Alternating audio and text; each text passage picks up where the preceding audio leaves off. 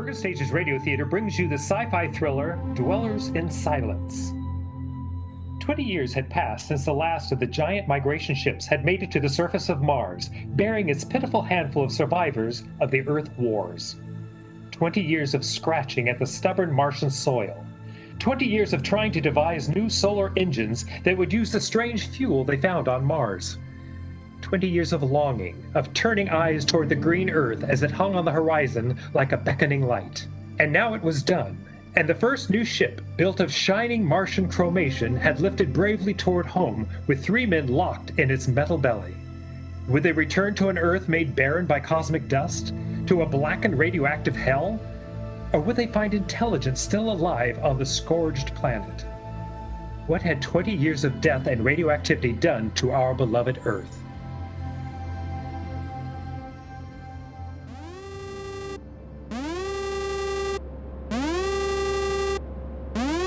That's it, Captain. We've intersected the course vector. Williams? Yes, sir. Prepare for deceleration. Forward fission ready, Captain. Readouts, Evans. We'll enter the gravitational field of Earth in exactly 10 seconds. 9, 8, 7, 6, 5, 4, 3, Fire 2 and 4. 1.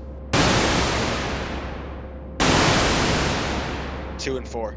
What's our momentum, Evans? -3. Fire 1. 1. -4 now. Steady as she goes. How are we? On parabola now. If we can hold, we should breach the heaviside layer somewhere north of what used to be Murmansk. Let's have a look at her. Visor, please. Yes, sir. Mother Earth. 20 years. We're going home, Evans. We're going home. Home to what, Captain? Home to a burned-out, radioactive planet that's incapable of supporting human life? Evans and I don't agree with that, Williams. We think the Earth is ready for us again, that she'll give us another chance. I'm sorry, Captain, but I was born and brought up on Mars, under the new central government. We younger men disagree with you about migrating back to Earth. For us, Mars is home. Well, we'll see. If there is some form of life on Earth, we'll find out soon enough. Williams, head for New York.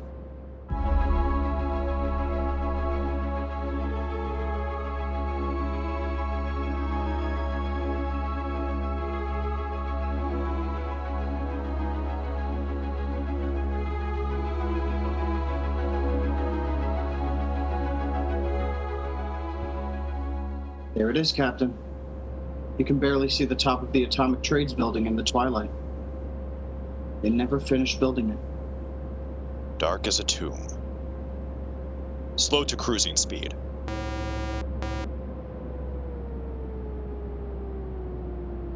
Cruising speed.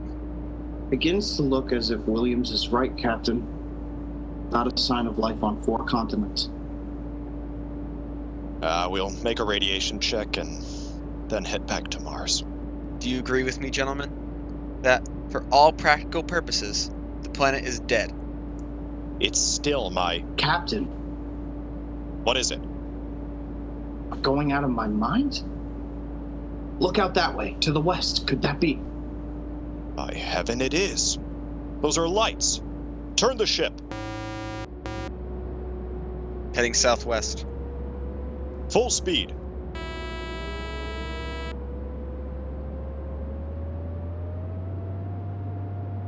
Full speed.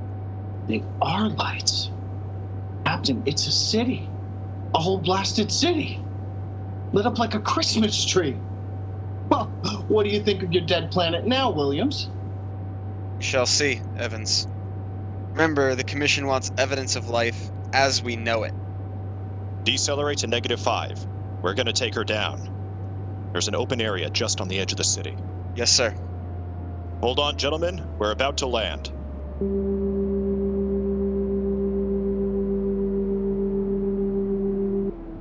Landing jacks are down, sir. Open the airlock.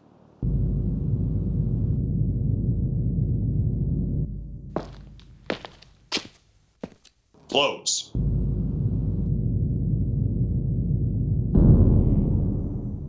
All right, gentlemen. Before we go out, security at all times. Williams, you have the blast gun? I have it. If anyone becomes separated, fire a shot and make for the ship. How's the radiation, Evans? Safe enough so far. This seems to be a light area. Very well. Open the lock.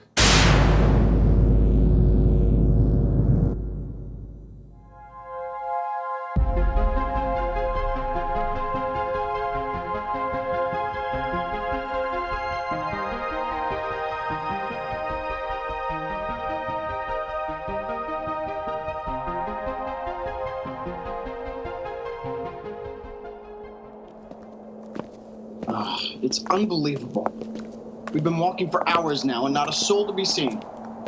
There must be someone. How do you explain the lights? I don't know. Municipal building.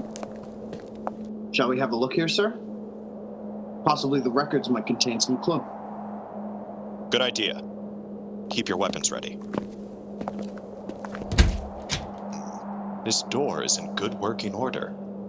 Almost as if it had been oiled recently. Long corridor. Lights blazing in every office. Williams, stand watch here in the corridor. Fire a blast if you need us. Yes, sir. Evans, you come with me. We'll start right here with the city clerk's office. Better check the radiation again. Not enough to do any damage. See the creeps, doesn't it? Look at this desk. Papers crumpled, inkstand. Just as if somebody came in and worked here every day. Calendar, June 18th, 1987. Well, that's the day of the evacuation. The dust cloud had already blanketed New York and was heading west. Dog licenses, hunting permits. Somehow I have a peculiar feeling that... Good Lord. Pick it up, Evans. Hello? No answer. Hello? I hear something. A scratching sort of noise. Good day, Doctor. What? How are you? I called to ask some advice about a trip panning problem. Can you tell me if the lateral cut should be made first? Hello? Hello? This is absolutely insane. Hello? Thank you, Doctor. I'll do that. By the way, how is your wife Alice? And the girls? And your son John? Fine boy, John. I'll call again tomorrow. Goodbye, Doctor. Hello? Hello? It's gone dead. Who was it? I don't know. A strange voice carried on a conversation about some surgical operation without paying the slightest attention to anything I said. Captain? The lights are out. Good Lord. Captain! Captain! Light a torch, come on. Williams? What is it? I don't know. Fired a shot. Yes, sir. Just as the lights went out, I'm sure I saw a figure. It looked like an old man in a white robe. Moved across the end of the corridor, down that way. Flash your torch down there, Evans. Nothing there. Are you certain, Williams? I'm not certain. The lights, they're on again. We're gonna get to the bottom of this if... Wait. What? Listen. Quietly. Someone is coming. Walking slowly toward the corridor. They're coming closer. Cover him when he turns the corner. It'll be a pleasure. Don't fire unless I give the word. Shh. What the... Jumping Jupiter! Is it really someone? Or am I having hallucinations? We are no vision. No. You seem to be real. I saw the ship come down. I thought perhaps I was losing my mind. It's been so many years. I'm Captain John Parsons. These are my assistants, Dr. Evans and Mr. Williams. We've returned to Earth from Mars. Then it's happened. We're not alone anymore. Forgive me, gentlemen, if I seemed moved. I waited and hoped for so long. You survived the radiation? We did. There are others? My family. We're the only ones. I answered the phone a moment ago. Who was it? You heard my voice, Doctor. Your voice. To break the loneliness, I've recorded my voice and rigged up an automatic telephone. It's pleasant to hear the phone ring. I come here to do my work. I take it you're a medical man. My name is Cornelius Hathaway. Hathaway? Hathaway the brain surgeon? You know my name. Who doesn't? I watched you on television at college. I saw you 23 years ago. You performed a difficult surgery for a cerebral tumor. Marvelous. Thank you. I'd almost forgotten. My mind, you see. I'm almost 80 now. You look fine, sir. Well, we've had the best of everything. An entire city to choose from. Cold storage, the best equipment. Oh, but come. There's a fine dinner waiting for you, and you'll want to meet my family. When I saw your ship, I told Alice, my wife, you know, to prepare a feast. This is a great day for me, gentlemen. A great, great day.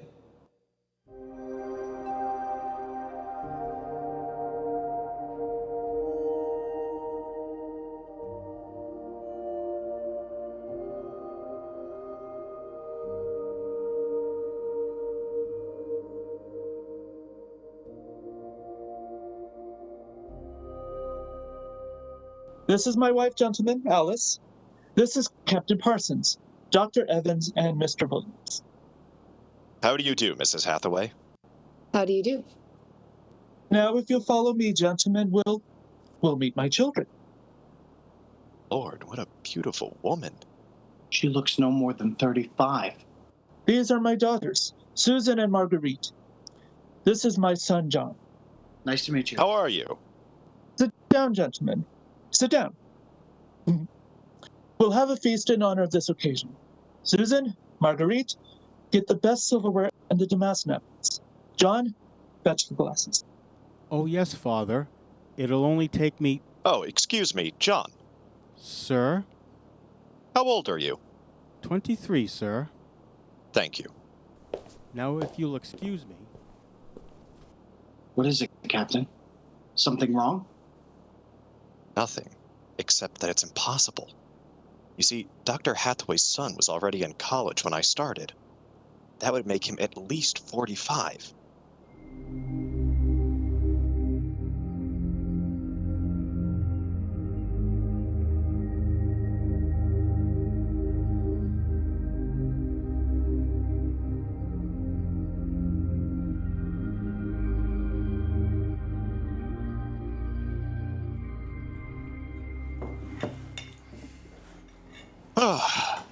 That was a wonderful meal, Mrs. Hathaway. Doctor, your wife is an exceptional woman. Thank you, sir. How would you gentlemen like some fresh gingerbread with your coffee? I baked it this morning. Oh, wonderful. Smell that, Evans? Oh, it's like coming home, Mrs. Hathaway. We enjoy having you here. Mrs. Hathaway, may I compliment you on your having preserved your youth and beauty so well? Thank you. We've had no worries here. No competition. Only the things we need for material comfort. Parsons and I were wondering, Dr. Hathaway, if the radioactivity had any effect in preserving tissue. Your children all look so young, too. It is possible, gentlemen. Of course. Radiation does strange things to living tissue. Alice, could we have some champagne? Of course. I'll only be a moment. An amazing woman. Did you ever see such grace? Such complete relaxation? Doesn't seem quite natural. I beg your pardon, gentlemen? Captain Parsons was just about to ask how you and your family managed to escape, Dr. Hathaway. We were very fortunate. I was working in the Sierra Mountains at the time. I had a lead-lined laboratory where I did X-ray research on my pet project. And what is that, sir? The study of machines as they relate to human function, and the corollary, of course. Well, to continue, when the dust clouds covered America, we remained in the laboratory, well supplied with food and water. Later, when the radiation permitted, we made our way east, back to our old home, in the hopes of finding other survivors. But by the time every living creature had been evacuated to Mars, we were stranded. Migration ships didn't wait for stragglers. That's true. My father and I were on the last rocket out of New York. I've always loved this old house, but the loneliness of those first years. At least you had your wife and children. Yes. Yes, I had my family. If it were not for them, gentlemen, I assure you, I would long ago have put a bullet in my head. Here we are. Ah. Champagne, Captain? Oh, thank you, Mrs. Hathaway. May I propose a toast? Oh, let me. Gentlemen, to Earth. To Earth. Earth. May she never be stranger to man again. Hathaway, what is it? Nothing. Really. It's just a rather sharp pain in the chest. I think you should lie down, Doctor. Yes. Perhaps you're right. Here, let me help you. No. John and Susan will help. Of course, Father. Why don't you gentlemen go out on the porch and enjoy the air? You've had a long and tiring journey. Alice will show you the way. Will you be all right? Don't trouble yourself. I'll see you all in the morning. Good night, Doctor. Good night. Come, John. Yes, Father.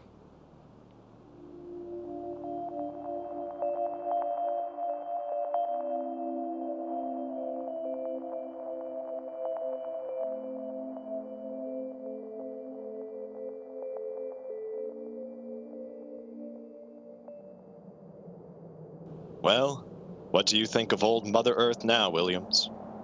Smell that summer breeze. Look at that view of the city lighted up against the sky. It has a certain quality. Well, score 1 point for the Back to Earth proponents. I didn't say that. You're beginning to feel it, though, Williams. I can tell. If you don't mind, gentlemen, I'm quite tired. I think I'll turn in. Excuse me. Well, Captain, Well, what? what do you make of all this? I don't know what you mean. This Hathaway and his family. There's something strange and unnatural going on here. I can sense it.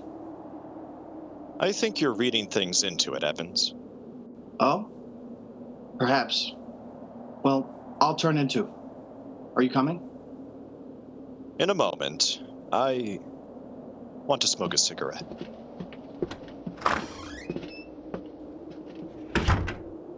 Beautiful view. What? Is it not? Ugh. I didn't hear you come out. How is he? Resting. Never seen him this bad. Yes. He's an old man. I'm sorry, but the difference in your age is so apparent. You must have been married very young. My husband is a very great man, Captain. It's too bad there was no one to appreciate him. Once, he wired the whole city with sound speakers, and when he pressed a button, the whole town lit up and made noises, as if 10,000 people were living in it. He must have been very lonesome for people. Although with a woman such as you, I don't understand. Perhaps one day you will understand. Good night, Captain. Good night, Mrs. Hathaway.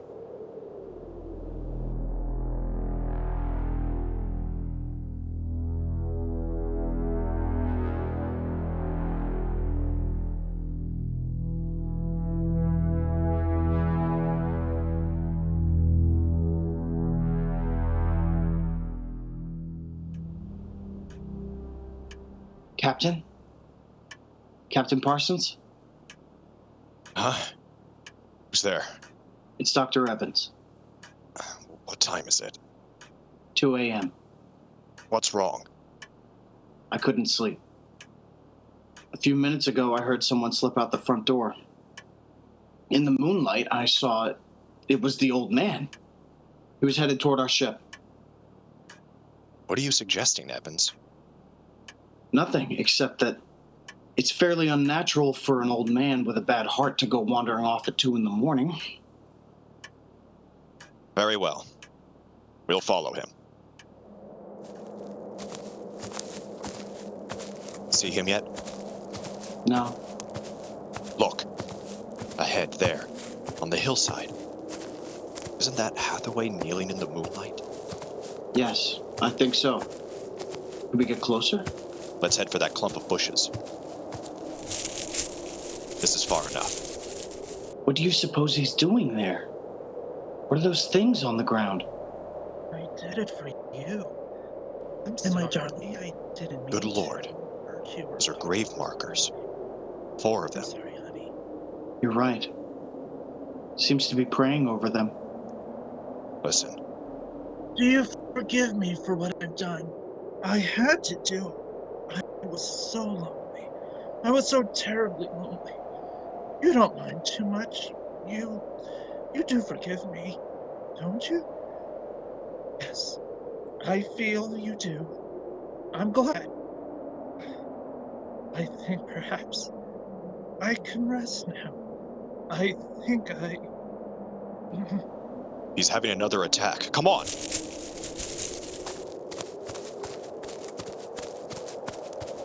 Hathaway!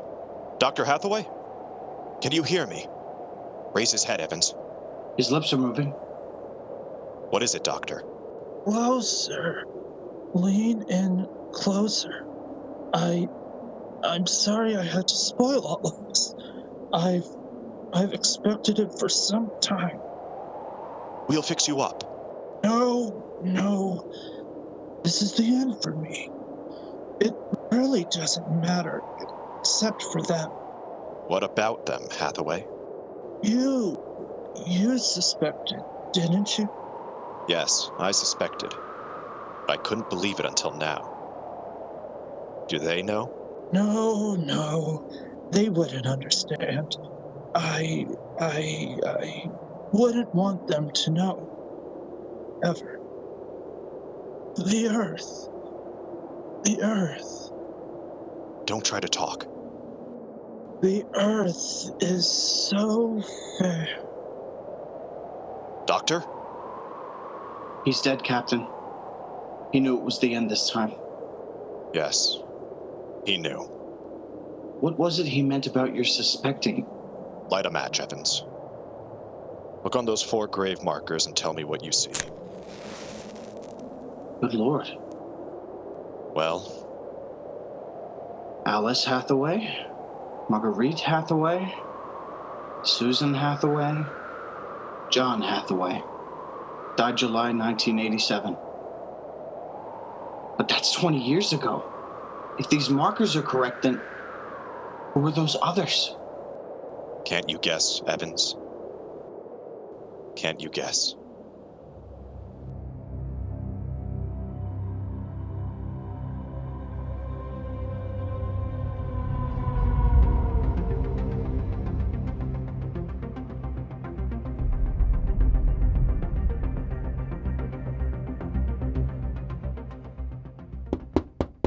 Mrs. Hathaway? Are you awake? Yes, Captain? May I come in? Yes. It's about my husband, isn't it? You knew. I saw him go out tonight. He felt it was near the end. He died less than an hour ago. I'm sorry. Thank you. How do you feel? He told us it would happen one day and that he didn't want us to cry. He didn't teach us how, you know. He said it was the worst thing that could happen, to know how to be lonely and unhappy. What will happen to us now that he's gone? I don't know. Will you stay with us? I would like to, but I cannot. You know about us? Yes, I know. I didn't think that you knew yourself. The children don't. I've been aware for a long while. No one would have guessed. You're so perfect. Oh, he would have liked to hear you say that. He was so very proud of us. After a while, he came to love us. And at the end, he took us as his real wife and children. He even forgot sometimes that he had made us. You gave him a great deal of comfort. Yes, over the years we sat and talked. He loved so much to talk. I was first, you know.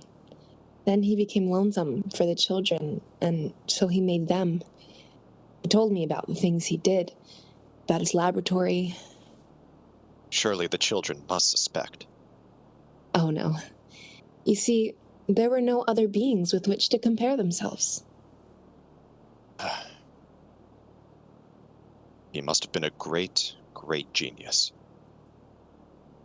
Each morning, he took a recording of his own voice into town and put it on the automatic telephone. Each night, it would call us. I think, what with the phone ringing and the sound of voices and the lights on, he was happy. There was only one thing, one flaw. And that? He couldn't make us grow old.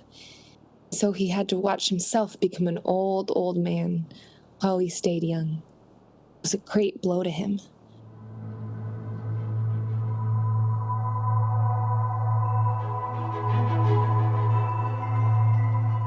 And so we commend the body of this man, Cornelius Hathaway, to his maker. Ashes to ashes, dust to dust returneth. Amen.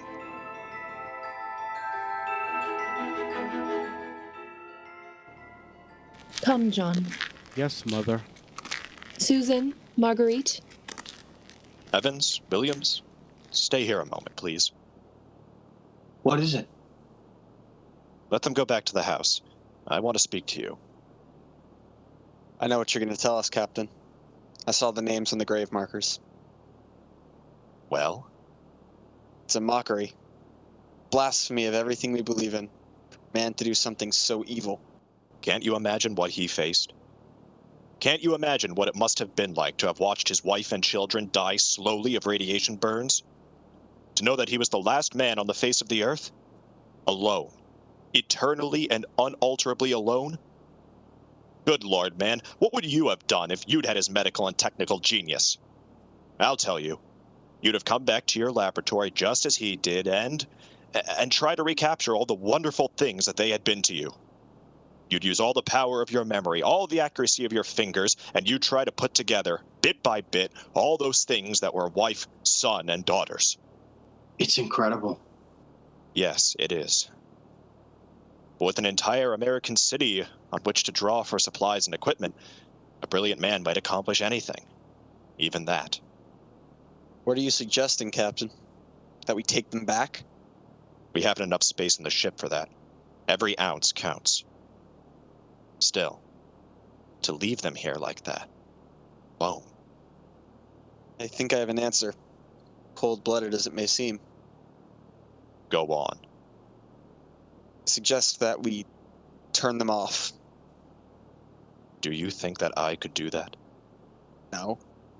But I could. After all, they aren't human. They're worse than robots. They're ghoulish. I suggest you go back to the ship, Captain, and leave me to deal with them. I will not permit it. You've no choice in the matter. I assure you, it'll be quick and entirely painless. I hate to admit it, but he's right, Captain. Have you talked to her? Has she smiled at you with that quiet, beautiful smile? Captain, we can't take them with us, and it would be less than humane to leave them here without Hathaway. They were created by him, for himself. They have no other feelings, no other purpose. If you leave them, They'll go on year after year, night after night, talking, laughing, baking strawberry biscuits for no reason, not knowing who they are or why they exist.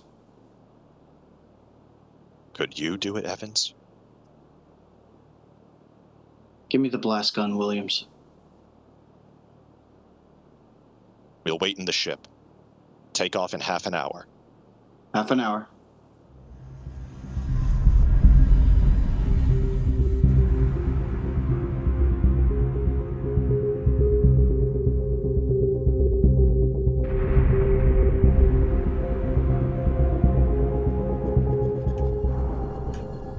$6:25. You should be back soon. Yes. He's doing the only humane thing, Captain. They're less than human. Are they? It's done now. No one will ever. That's the airlock. He's back.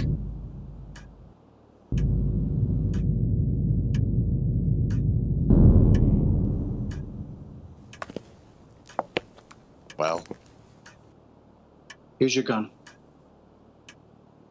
did you do it? When I entered the house, one of the daughters looked up at me and she smiled. The others smiled. He taught them that. Taught them to make him feel welcome when he came home at night.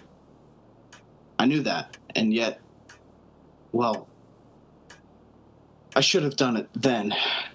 I might have, but she came in. The wife. She said something about sitting down for a cup of tea. She looked at me with those fine, intelligent eyes. I couldn't do it. It would be murder, cold-blooded murder. I prayed you wouldn't be able to do it. There will never be anything as fine as they are. Built to last 200, 300, perhaps 1,000 years. Well, get the course in the integrator, Williams. We'll take off in 20 minutes. I should be back by then. You're going out, sir? I'm going to say goodbye.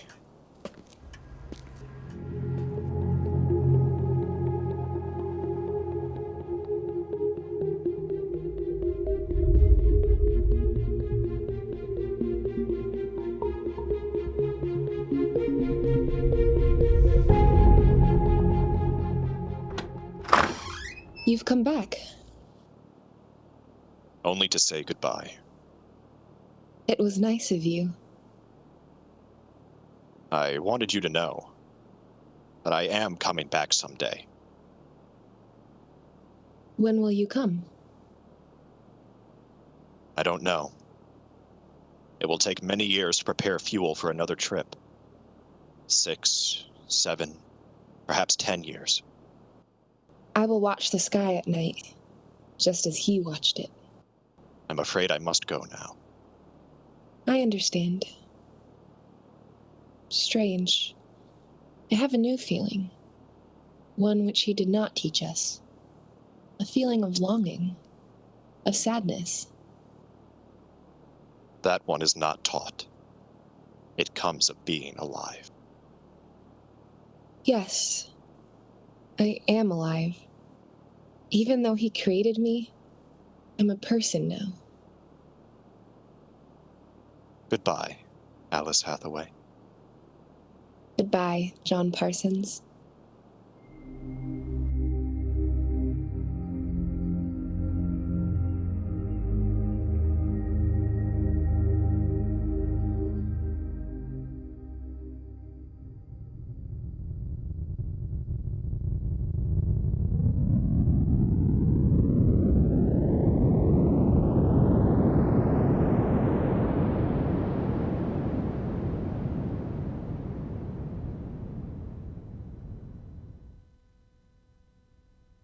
Today, Berg Stages Radio Theater has presented Dwellers in Silence, written for the radio by George Lefferts, from the story by Ray Bradbury. Featured in the cast were Owen Tiedekin as Captain Parsons, Ray Parente as Dr. Evans, Blake Franzoy as Williams, David Legrand as Dr. Hathaway, Sarah Villarini as Alice Hathaway, and Dean Matson as John Hathaway. Dean Matson is also a recording engineer and sound effects creator. Marianne Co-Rivera is our video engineer, and I am Jim Bumgardner, your host. Thank you to Bergen Community College, the BCC Office of Student Life, and the BCC Media Technologies Department. Tune in to another episode of Bergen Stages Radio Theater soon, and be sure to catch all of our earlier episodes available on YouTube, Spotify, and at the BCC Library. Until next time, don't touch that dial, and if you do, remember to disinfect it first.